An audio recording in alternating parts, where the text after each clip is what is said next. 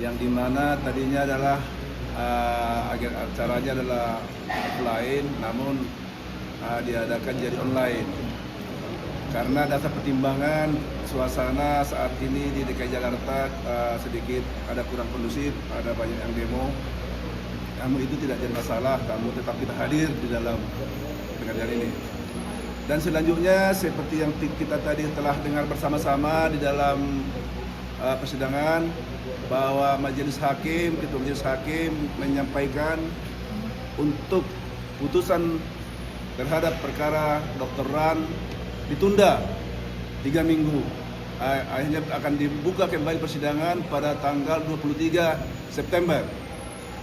Untuk itu kami sebagai kuasa hukum dari Dr. Ran, ya sesuai dengan fakta-fakta yang terungkap dalam persidangan, berharap bahwa Majelis Hakim yang mulia yang terhormat ini dan juga anggotanya benar-benar sungguh-sungguh sangat mempertimbangkan.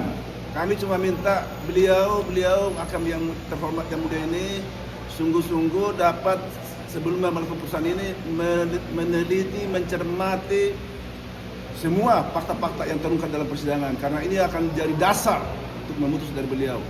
Dan kami yakin kalau beliau ini benar-benar mempertimbangkan semua fakta-fakta yang terungkap dalam persidangan, baik itu dari fakta yang terungkap dalam saksi pelapor dan saksi fakta yang dari kalau JPU semua, dan juga para keterangan ahli, begitu juga mempertimbangkan saksi-saksi yang fakta yang kami persiapkan sebagai dari terdakwa Dr. Ran, maupun saksi-saksi para keterangan ahli, maupun keterangan langsung dari Dr. Ran sendiri, dan juga Itim Hakim di sini sebagai saksi dipertimbangkan dengan cermat dan teliti.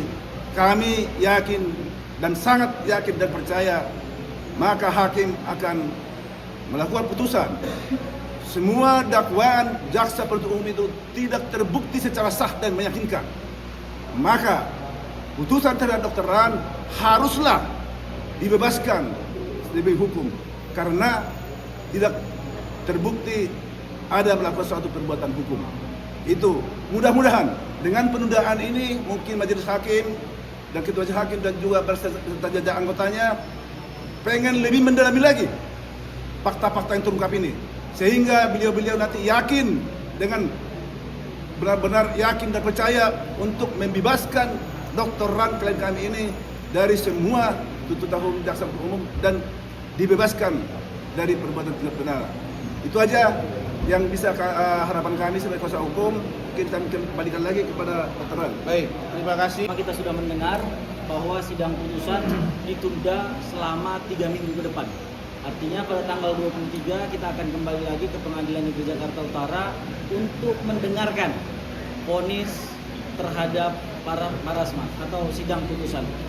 Saya pikir 3 minggu ini adalah waktu yang sangat lama dan sebenarnya tidak beralasan menurut hukum untuk ditunda sampai dengan 3 minggu. Kalau kita hitung dari sejak persidangan terakhir, itu tepatnya sudah 6 minggu. 6 minggu. Bagaimana seorang hakim yang memang ini adalah profesinya membuat penilaian dengan pertimbangan-pertimbangan membutuhkan waktu selama 6 minggu atau 1,5 bulan. Ini menjadi presiden buruk. Saya boleh katakan bahwa ini menjadi presiden buruk karena teman-teman pasti mengingat kembali, saya ajak untuk mengingat kembali sekitar pada bulan Mei bahwa 2 hakim yaitu ketua majelis dan juga anggota itu sudah dimutasi. Oke. Setelah dimutasi terbit surat edaran Mahkamah Agung bahwa yang dimutasi dalam waktu 2 minggu harus sudah pindah. Ya kan begitu. Artinya sejak ditetapkan harus sudah pindah, mereka tidak lagi memegang perkara di PN tersebut. Gitu. Artinya ini posisi hakim sedang santai sekali gitu. Tapi kenapa pada hari ini tidak cukup 3 minggu untuk membuat sebuah pertimbangan? Kami berdoa semoga ini adalah tanda-tanda kebaikan dari mungkin yang awalnya niat mau mengklarifikasi, tiba-tiba Allah ingatkan Tuhan bukakan pintu hati untuk harus diluruskan, makanya harus diperbaiki. Semoga itu yang terjadi. Poin terpenting dalam pembelaan hukum terhadap terdakwa atau Pak Rasman itu pertama, bahwa kami telah membuktikan bahwa perbuatan pelecehan seksual yang dilakukan oleh Hotman Paris Hutapea kepada Putri Iklimah Aprilia itu telah terbukti dalam persidangan dan disertai dengan bukti-bukti yang sah menurut hukum. Dalam Undang-Undang Tindak Pidana Kekerasan Seksual atau TPKS, di situ dinyatakan bahwa dasar atau pembuktian tidak berlaku azas hukum unus testis nullus testis, bahwa tidak diperlukan saksi lebih dari satu untuk membuktikan bahwa terjadinya tindak pidana pelecehan seksual itu sendiri.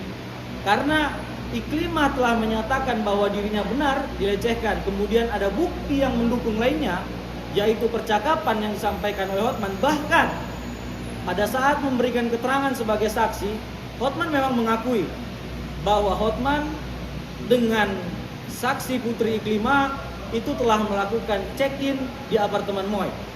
Bahkan di BAP pun terlihat diakui merasakan payudara yang sangat keras. Itu yang pertama. Jadi kalau dihubungkan dalam SKB 3 Menteri tahun 2021 pada poin C, bukan sebuah delik pidana jika perbuatan tersebut adalah penilaian, pendapat, hasil evaluasi, atau sebuah kenyataan. Kan begitu. Itu poin yang pertama. Poin yang kedua adalah secara profesi Pak Rasman harusnya dilindungi oleh undang-undang yang namanya Undang-Undang Nomor 18 Tahun 2003 Pasal 16. Yang ini berkaitan dengan hak imunitas advokat. Bahwa tidak terbantahkan dalam persidangan, bahkan saksi Putri Iklimah pun menyatakan bahwa apa yang dilakukan oleh Pak Rasman itu dalam tenggang waktu Pak Rasman mendampingi Putri Iklimah Aprilia.